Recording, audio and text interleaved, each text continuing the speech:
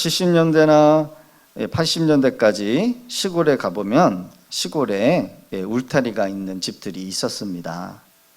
나무로 얼기설기로 만든 그런 문이 있고 벽을 돌로 싼, 그래서 집과 집 사이에 여러분 벽돌로 단정한 벽돌이 아닌 담장을 쌓은 그런 경계의 집들이 있어요.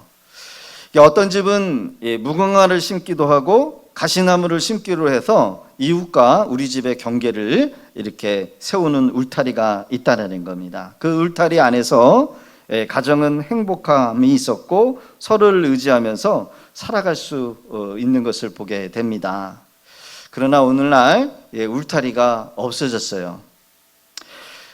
외적인 울타리도 없어질 뿐만 아니라 가정에도 울타리가 없어요.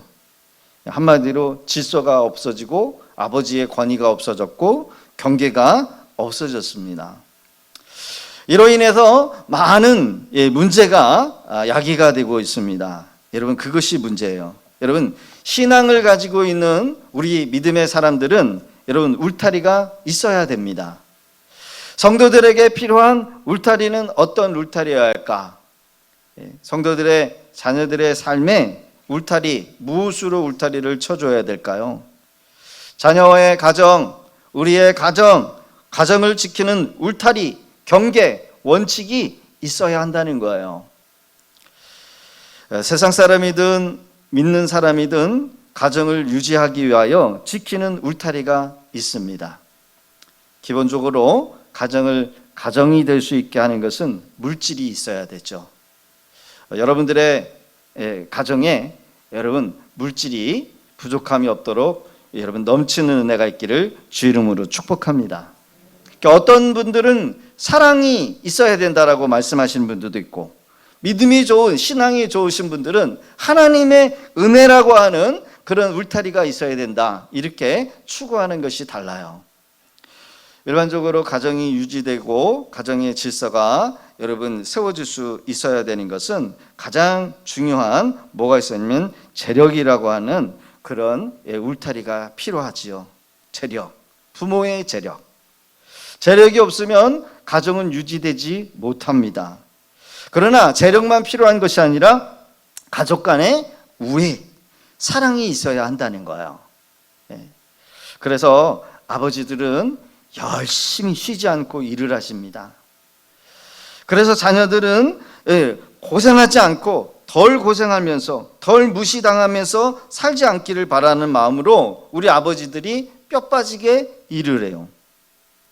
그런데 다 키워놓고 그 자녀들이 하는 말이 아버지가 저한테 해준 게 뭐가 있어요? 이런 말이 들려온다는 거예요. 부모는 자식을 위해서 쉬지 않고 아끼지 않고 재물이라고 하는 울타리를 칩니다. 학력이라고 하는 울타리를 갖게 합니다. 일거수일투족을 다 간섭하며 도와주면서 밀어주면서 울타리를 쳐주지만 감사하기는커녕 해준 것이 무엇이냐라고 반항을 할 때가 있다는 거예요.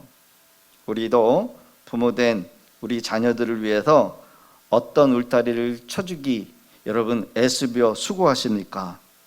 스펙이라고 하는 울타리, 또 내 집 마련이라고 하는 울타리, 재산이라고 하는 울타리, 좀 더 좋은 학력을 갖추기 위하여 좀 더 좋은 직장에 취업해서 연봉이 높고 잘 나가고 자랑할 만한 그런 울타리를 쳐주기 위해서 우리 부모님들은 온갖 정성과 여러분 애를 쓰고 있다라는 겁니다. 구약 성경의 욥기서를 보면 이 사탄이 하나님을 향하여 소유물의 울타리를 언급하고 있어요. 소유물의 울타리. 신앙을 가진 부모가 여러분 닮아가야 될 그 인물이 하나 있다라고 한다면 저는 욥을 말씀드리고 싶습니다. 우리가 닮아가야 될 욥, 진정으로 소유하고 있는 그 울타리가 여러분 욥과 같은 우리의 모습이 되어야 한다는 거죠. 자, 욥기서의 기록을 보면 욥기서 1장 9절에 이런 것들이 기록되어 있어요. 사탄이 여호와께 대답하여 이르되 욥이 어찌 까닭 없이 하나님을 경외하리까? 주께서 그와 그 집과 그 모든 소유물을 울타리로 두르심 때문이 아니냐니까. 주께서 그의 손으로 하는 바를 복되게 하사 그의 소유물이 땅에 넘치게 하셨음이니라. 그러면서 이제 주의 손을 펴서 그의 모든 소유물을 쳐보십시오. 거두어 보십시오. 그리하면 틀림없이 주를 향하여 욕을 하지 않겠나이까. 사탄은 욥이 하나님을 경외하는 그 이유가 하나님을 사랑해서가 아니라 당신이 욥의 삶에 풍성한 소유물로 울타리를 치신 때문이다라는 거예요. 하나님께서 복을 주시니까 욥이 하나님을 경외하는 것이지 아닙니다. 결코 하나님을 사랑해서 하나님을 1순위로 둬서 욥이 하나님을 경외하고 하나님을 사랑하는 거 아닙니다. 그러나 여러분, 욥은 재물이 1순위가 아니었고 여러분 진정으로 하나님을 사랑하고 1순위 두었다는 거예요. 할렐루야. 여러분, 우리가 닮아가야 될 롤 모델이 누구냐? 바로 하나님만을 사랑해야 한다는 거예요.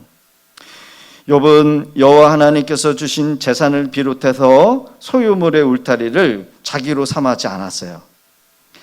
욥이 그의 모든 소유물을 울타리로 삼았다라고 한다면 여러분, 그 상황에서 사탄의 말대로 당장 물질이 걷어가고 자식이 죽고 여러분 건강의 위협 속에서도 하나님을 향하여 원망하고 불평했을 겁니다. 아마 입술로 죄를 졌을 것 같아요.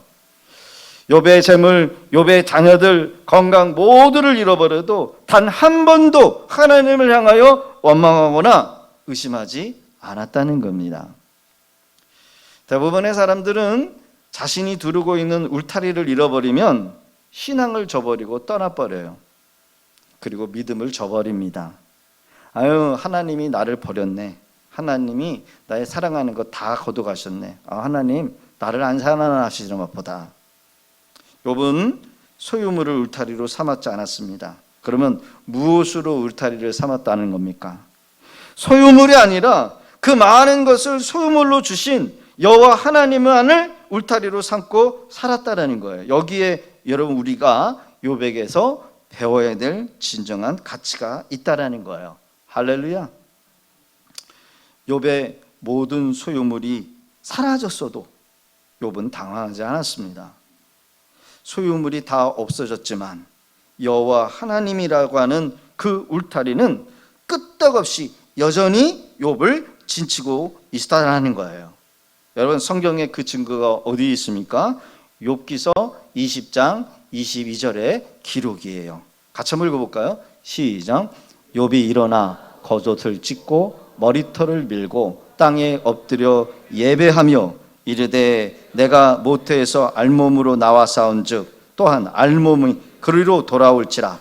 주시니도 여호와시오 거두시니도 여호와시니 여호와의 이름이 찬송을 받으실지어다 하고 이 모든 일에 욥이 범죄하지 아니하고 하나님을 향하여 원망하지 아니하니라. 할렐루야. 자식이 죽고 종들이 다 도망가고 재물을 다 잃어버려요. 거기다가 몸에 건강까지 악창까지 나요. 여러분, 욥이 뭐라고 얘기합니까? 내가 모태에서 알몸으로 나와서 알몸으로 그리로 돌아올지라. 주시니도 누구? 여호와. 거두시니도 누구? 여호와이시니 여호와의 이름을 찬송받으실지어다. 여호와의 이름이 찬송받을지어다. 22절에 보니까 모든 일에 욥이 뭐하라고요? 범죄하지 않았다는 거예요. 여러분, 남의 거 훔쳐야 도둑놈입니까? 여러분, 그 입술로 하나님을 향하여 원망하지 않았다는 거예요. 조금 어렵고 힘들고 내 뜻대로 안 되고 내 계획대로 안 되면 우리는 내려놓잖아요. 하던 일을 포기해버리고 신앙을 내려놓고 기도의 자리를 박탈해버리고 하나님을 원망해요. 여러분, 우리도 욥과 같이 재물의 울타리가 아닌 여호와 하나님만을 우리의 울타리로 삼으며 믿음으로 승리해 나가실 수 있기를 주의 이름으로 축복합니다. 아유, 목사님 동방의 의인이니까 그렇지요. 욥이니까 그렇지요. 여러분, 우리도 그럴 수 있어요. 우리도 그렇게 할 수 있습니다.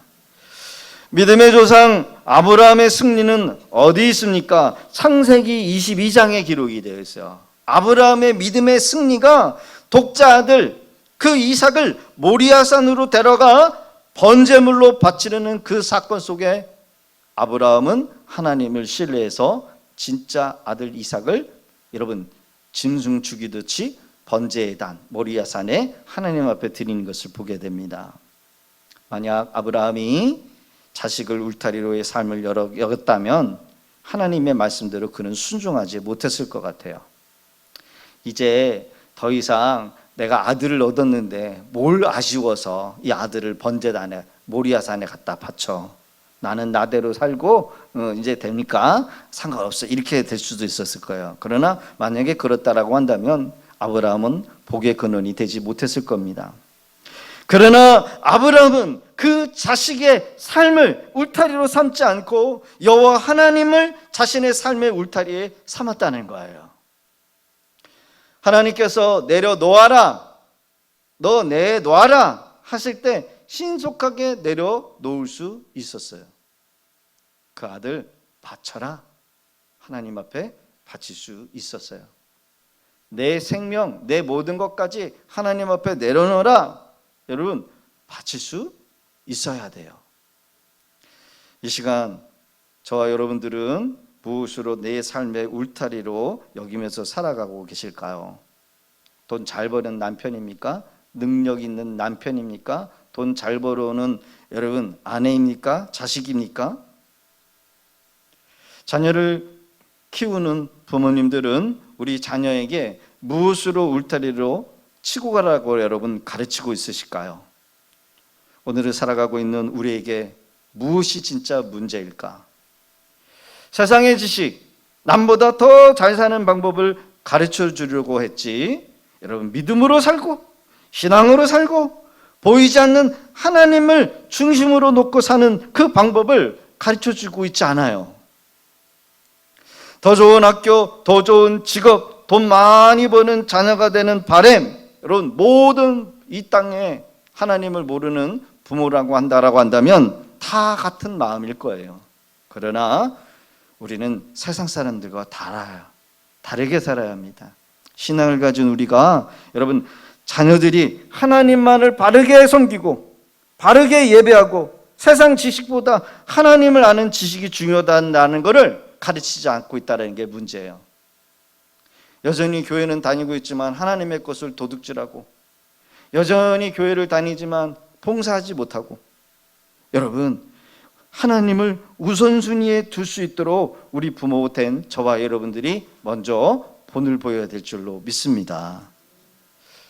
유대인의 어머니가 계셨는데 환경적인 어려움으로 인해서 배우지는 못했대요. 그래도 하나님 안에서 누구보다도 신앙은 깊었다라는 거예요. 학교는 다니지 못했지만, 배움이 없지만, 글은 모르지만 그가 오히려 하나님만을 잘 섬기는 그런 어머니였다는 거예요. 자녀들을 낳아서 훌륭하게 양육을 하고 사회적으로 유명한 선한 영향력을 미치는 그런 자녀들로 키우게 되었는데, 그 비결이 무엇일까? 많은 사람들이 궁금해하면서 물었겠죠. 이 어머니는 3가지 비밀을 말하더라는 겁니다. 첫째, 자녀들에게 모든 일에 감사해라, 이렇게 가르쳤다는 거예요. 뭐 하라고요? 모든 일에 감사해라. 좋은 일이 일어나든 나쁜 일이 일어나든 항상 감사하는 자녀로 가르쳤다는 거예요. 작은 일이나 큰 일이나 감사하는 사람이 되라고 가르쳤대요. 두 번째로는 원망하는 사람은 절대로 가까이 하지 말아야 돼요. 원망하는 사람.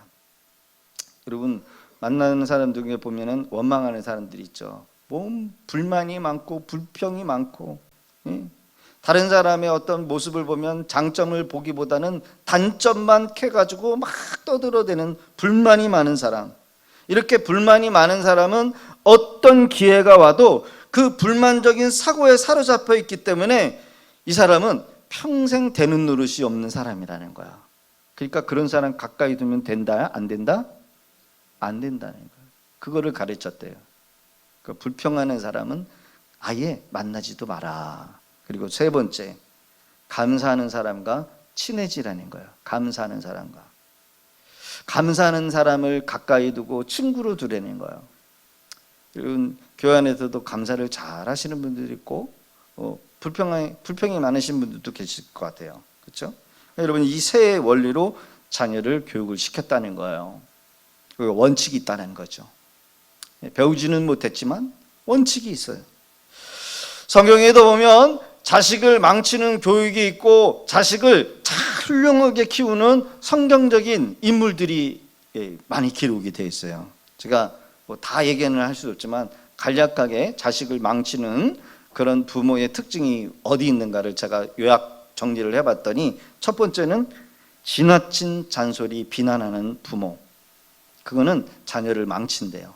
지나치게 잔소리를 하고 비난하는 부모는 자식을 망친다.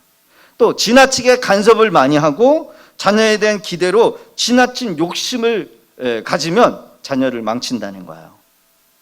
반대로 자녀에 대한 지나친 무관심, 아이가 밖에서 잠을 외박을 하는데도 관심이 없어. 무관심이 있죠. 또 차별. 여러분, 자녀를 기르다 보면은 누구는 더 이쁘고 누구는, 그쵸? 미운 집만 골라내는 자녀들이 있어요. 그러면 차별하면 안 된다는 거예요.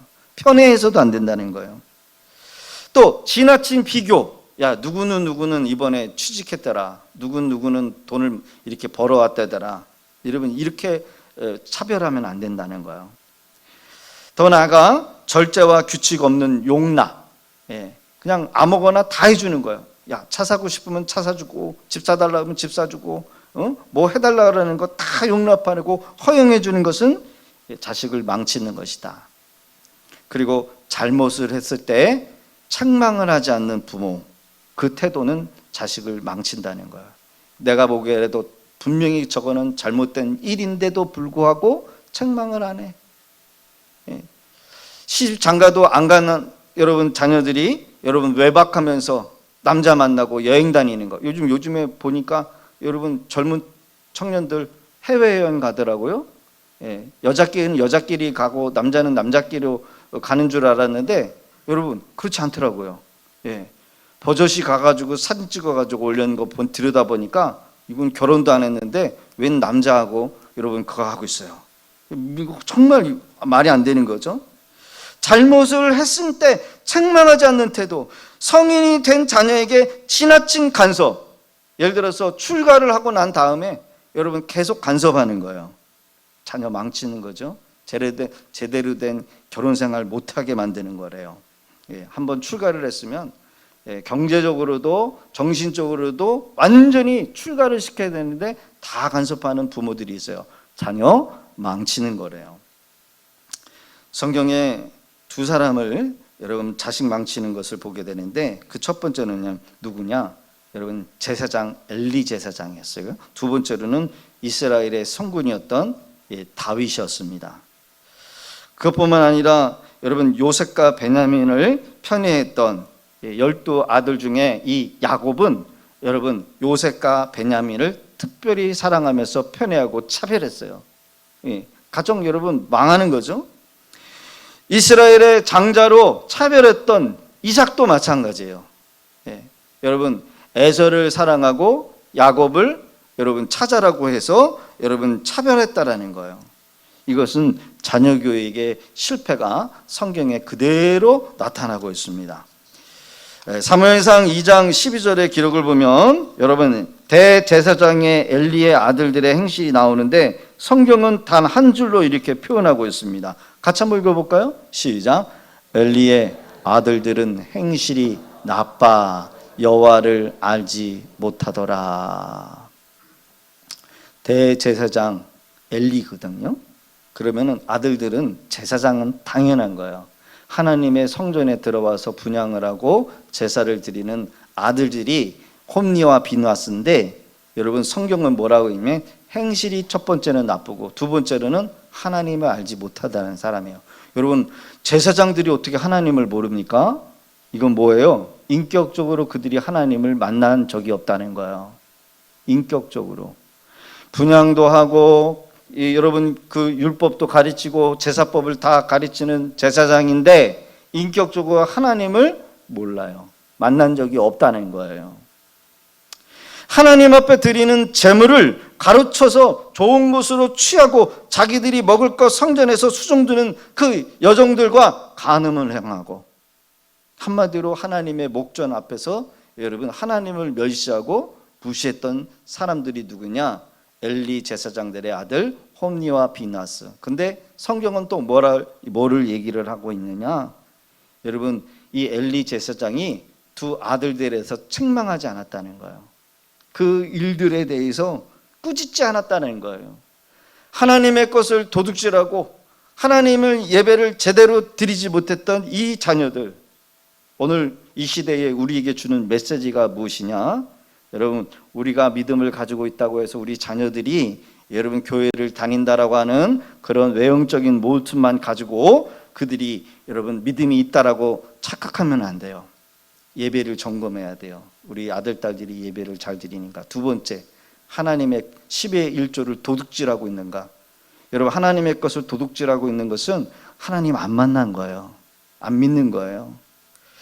자, 사무엘상 2장 29절을 봅니다. 시작. 너희는 어찌하여 내가 내 처소에서 명령한 내 제물과 예물을 밟으며 내 하나님의 아들들보다 나보다 더 중히 여겨 내 백성 이스라엘에 드리는 가장 좋은 곳으로 너희들을 살찌게 하느냐.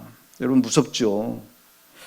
여러분 엘리 제사장이라고 한다면 하나님이 용서해 주실 만한 한데도 불구하고 엘리 제사장, 대제사장이 여러분 그러고 있기에 하나님은 용납하지 아니하시고 더 이상 제사장의 직분을 하지 못할 뿐만 아니라 그 가문을 끊어버려요. 가문을 끊어요. 자식이 죽어요. 그래서 대가 끊어져 버려요. 더 이상 제사장의 노릇을 못하도록 만들어 버렸다는 거예요. 무엇을 말합니까? 엘리 대제사장이 하나님을 사랑한 것이 아니라 하나님보다 아들들을 더 중히 여겼다는 것에 문제였다는 거예요. 자식을 사랑하는 것은 당연한 것인데 그 자식 사랑이 하나님보다 우선순위가 되면 안 된다는 거죠. 여러분 다윗은 어떠했을까요? 열왕기상 1장 6절의 기록을 보면 여러분 아들이 있는데 아도니아가 있어요. 자, 열왕기상 1장 6절 시작. 그는 압살롬의 다음에 태어난 자요 용모가 심히 준수한 자라. 그의 아버지가 내가 어찌하여 그리하였느냐고 하는 말로 한 번도 그를 섭섭하게 한 일이 없었더라. 아도니아가 완벽하게 처신을 잘했다라고 하는 그런 칭찬의 의미인 걸로 생각하지만 아니에요. 그가 잘못한 일이 있어도 나무라지 않았다는 거예요. 책망하지 않았다는 거예요. 섭섭하게 하지 아니했다라는 얘기는 뭐예요? 훈계가 전혀 없었다라는 거예요. 한마디로 자녀를 사랑하고 사랑을 했지만 무슨 사랑이에요? 절름발이 그릇된 사랑을 하고 있었다는 겁니다.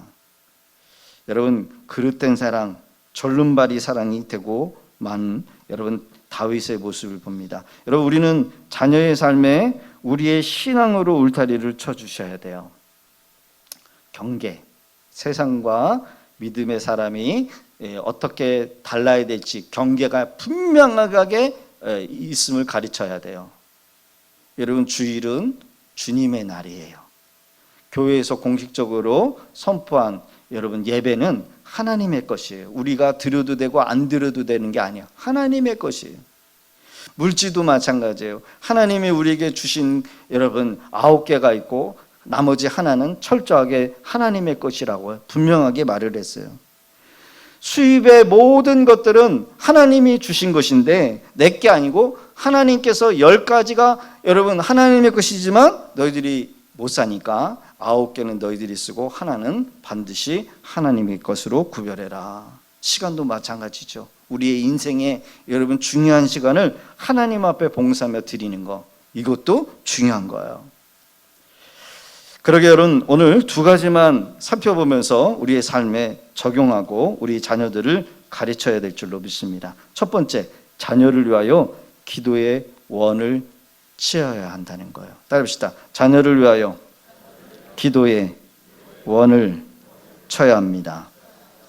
사사기 13장 8절의 기록 보면 마노아가 여호와께 기도하여 이르되 주여 구하옵나니 주께서 보내셨던 하나님의 사람을 우리에게 다시 오게 하사 우리가 그 낳을 아이에게 어떻게 행할지 우리에게 가르치게 하소서. 사사시대에 나실인이었던 삼손에 대한 기록이에요. 삼손, 자녀를 얻지 못했던 삼손의 아버지 마노아, 주의 사자가 그의 가정에 나타나서 고통받고 있는 이 가정과 이스라엘을 구원하시고자 특별한 은혜, 특별한 은총을 주시게 되는데, 먼저 자녀가 없어서 오랫동안 이 문제를 놓고 기도하게 하셨다는 거예요. 여러분, 자녀가 고대에 없는 거는 저주받은 걸로 생각합니다. 문둥병 환자도 저주받은 거지만 자녀가 없다? 고대 사회에는 저주받은 거예요. 그러니까 이 문제를 놓고 여러분 평생을 놓고 기도했겠어요? 안 했겠어요? 기도했겠죠. 그러나 여러분, 특별한 은총은 많은 양의 기도가 필요하다라는 것을 의미해요. 따라해봅시다. 특별한 은총은 많은 양의 기도가 필요한 것입니다. 할렐루야. 그래서 여러분요, 특별히 하나님을 섬기고 하나님을 예배하는 자들 기도 안 하면 저희 교회는 못 세워요. 왜요? 마귀가요 가만두지 않거든요. 제 1타켓이 되게요. 예. 여러분, 하나님 섬기는데 마귀가 좋아하겠습니까? 근데 기도하지 않고 깨어있지 않은데 여러분, 마귀 밥되기가 딱 좋아요. 오늘 본문은 이 단지파의 마노아의 가정에 응답을 주시는 내용이기도 합니다. 여러분, 한 개인의 집안에 문제가 뭐예요? 예, 자식이 없는 거죠. 그러나 단지파 안에 나실인이라고 하는 이 삼손을 통해서 특별한 사사, 나실인이 탄성케 하는 은총을 입게 하십니다.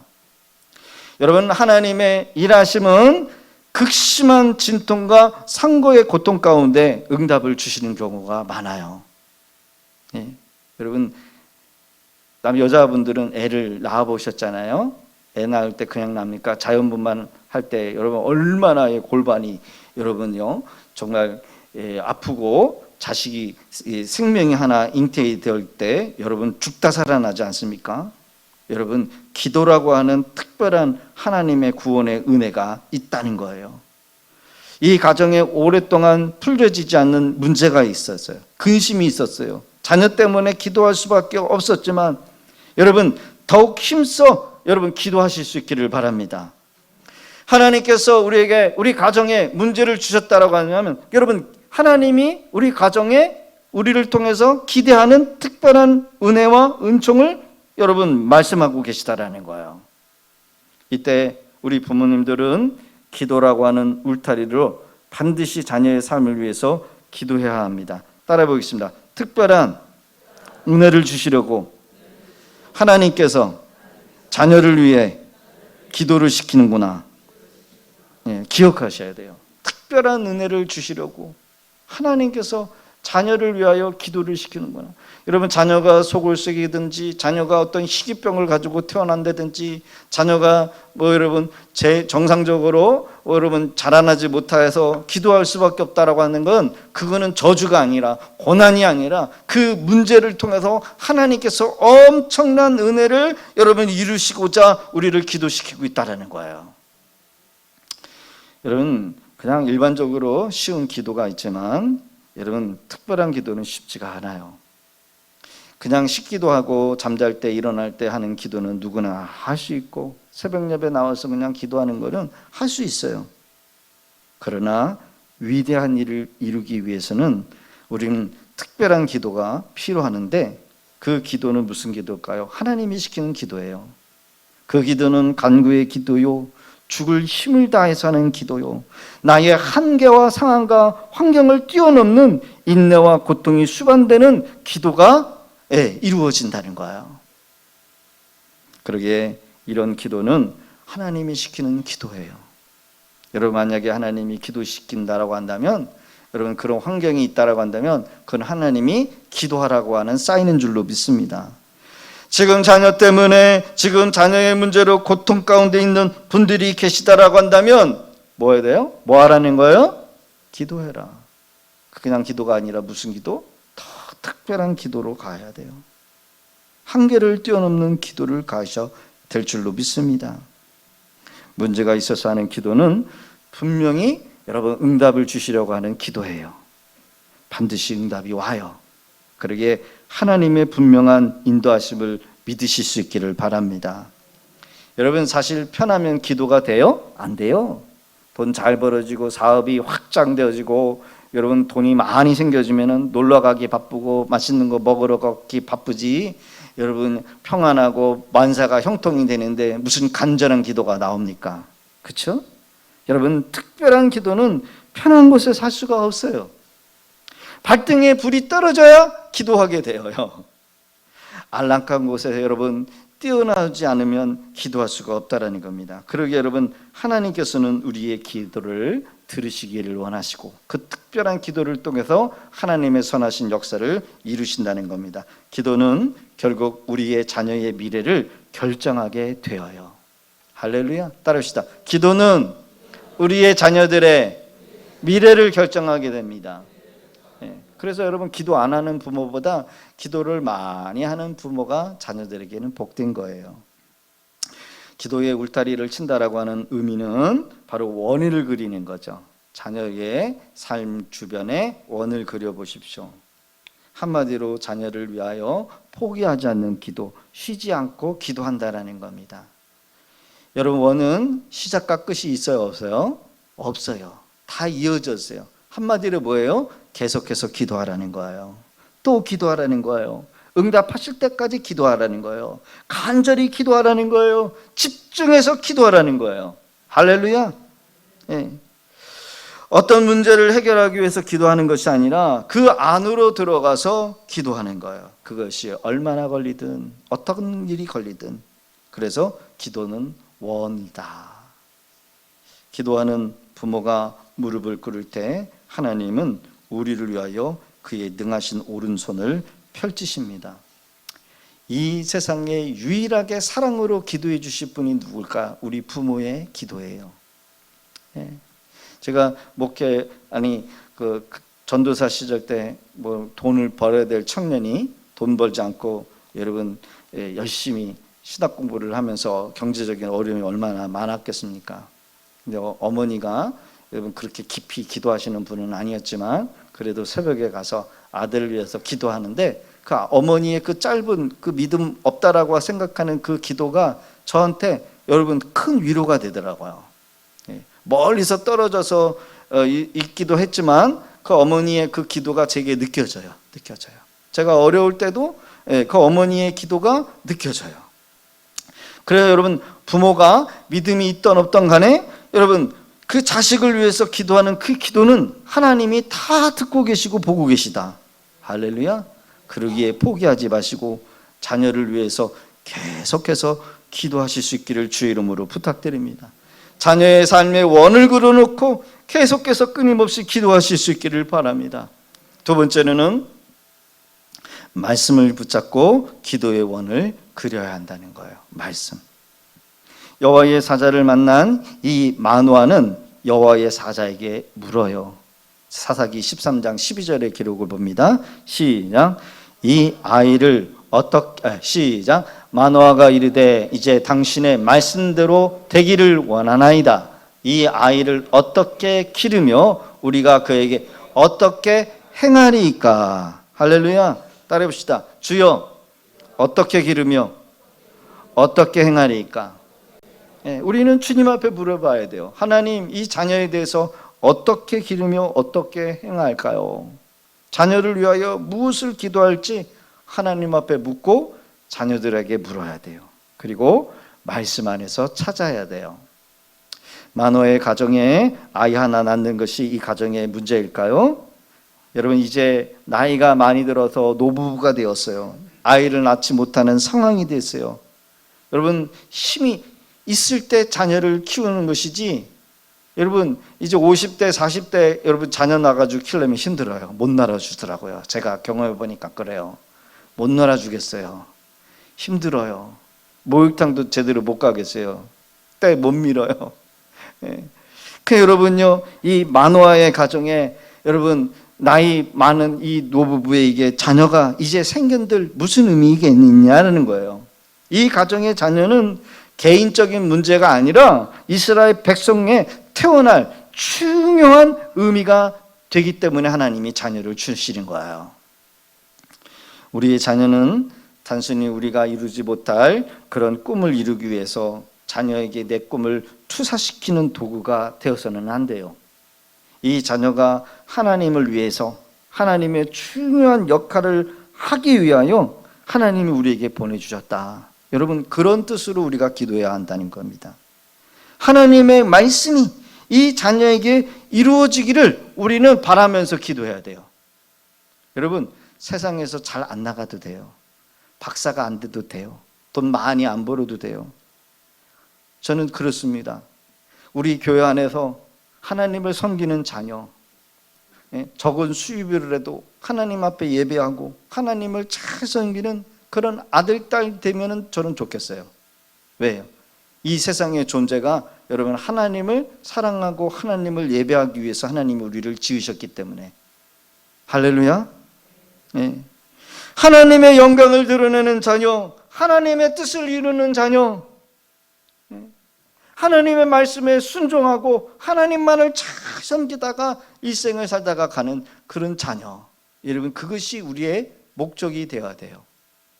말씀을 붙잡고 그 말씀, 그 약속이 자녀의 삶에 이루어지기를 바라는 그 기도. 그러기에 여호와 하나님이 보내신 사자 이 마누아에게 말씀을 합니다. 뭐라고 얘기할까요? 독주와 포도주를 마시지 말며.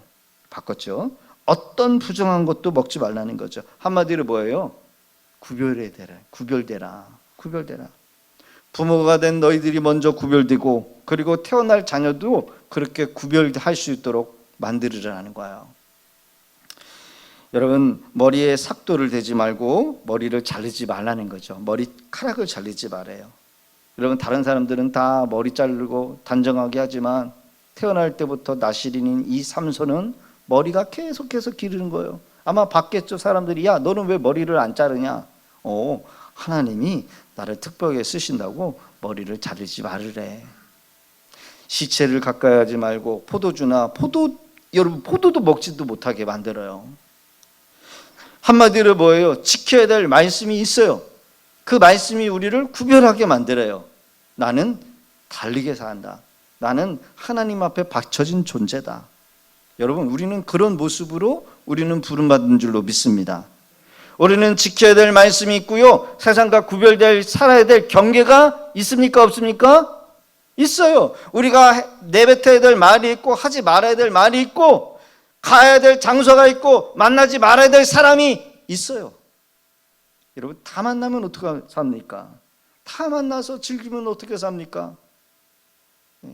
여러분, 운동하는 선수가 1등하기 위해서 먹을 거 다 먹고 잠잘 거 다 자면서 여러분 어떻게 1등해요? 그렇죠? 여러분, 음악을 켜는 자들도 보면은 하루에 13시간씩 여러분요 음악을 켜고 노래를 목이 터지더라고 하는데 우리가 잠잘 거 다 자면서 놀 거 다 자면서 여러분 그러면서 어떻게 돈을 벌고 어떻게 여러분 다른 사람과 다른 특별한 삶을 살 수 있습니까? 못해요. 성도가 세상에 나가서 여러분 할 것 다 하면서 어떻게 여러분 우리가 하나님의 음성을 듣고 하나님의 뜻을 이루면서 살 수가 있습니까? 어떻게 잠잘 것 다 자면서 여러분 하나님의 음성을 들을 수가 있어요? 못해요. 말씀이 우리를 지키고 말씀이 우리의 가정을 지켜요. 말씀이 우리의 자녀들을 지켜줍니다. 말씀이 우리의 인생을 책임져 주셔요. 말씀이 우리를 죄에서 악에서 우리를 구원해 줍니다. 우리의 자녀들을 하나님의 말씀에 울타리를 쳐 주셔야 돼요. 할렐루야. 여러분, 우리는 기도할 때 말씀 중심의 자녀들이 될 수 있게 해달라고 기도해야 할 줄로 믿습니다. 성도님들의 기도의 대부분이 하나님의 약속의 말씀과 연결이 되어 있어요. 하나님의 약속의 말씀에 기도의 원을 그린다라고 한다면 그 약속들이 우리 자녀를 반드시 둘러치실 거예요. 우리 자녀들, 우리 손자들까지. 할렐루야. 성경의 말씀은 뭐라고 얘기했습니까? 이사야 55장 11절 시작.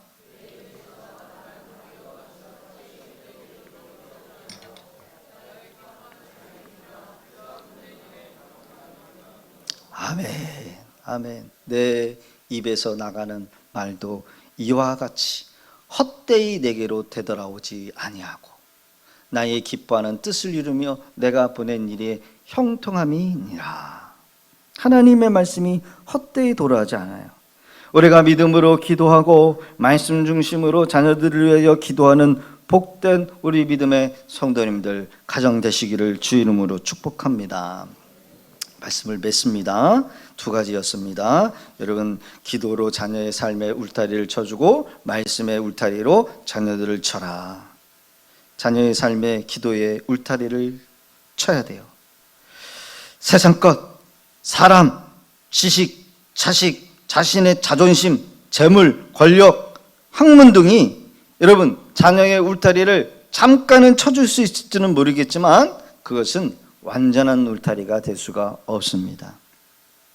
오늘 우리가 살고 있는 이 현대 물질 만능주의에 살고 있는 이 시대에 소유물로 울타리로 삼고 명예나 스펙이나 세상 자랑거리로 울타리를 쳐서 살아가는 자들이 많지만 우리가 세상 사람들과 같이 똑같이 그런 울타리를 치며 살아갈 수가 없어요. 우리 자녀를 위하여 우리는 끝까지 기도해야 될 줄로 믿습니다.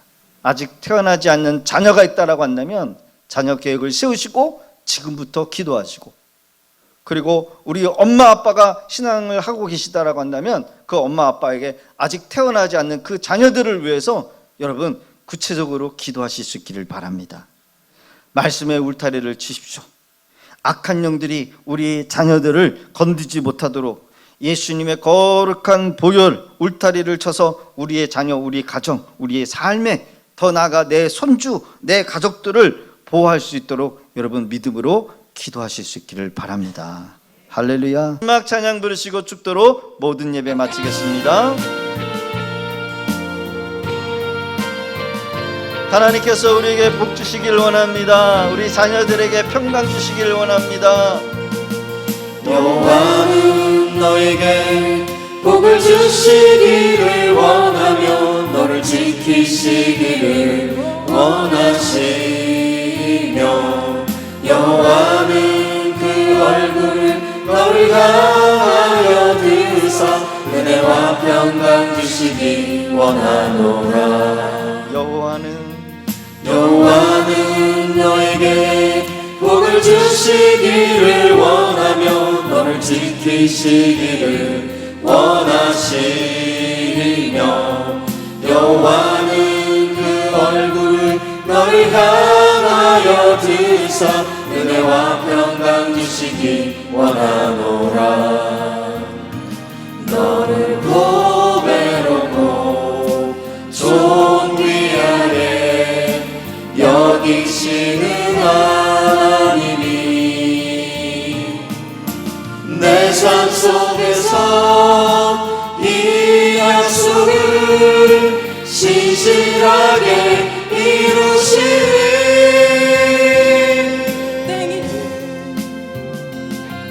땅이 기름진 것으로 하늘을 신령한 것으로 너를 복주시고 지키실 하나님이 너의 영혼 잘 되도록 은혜 베푸시며 평강으로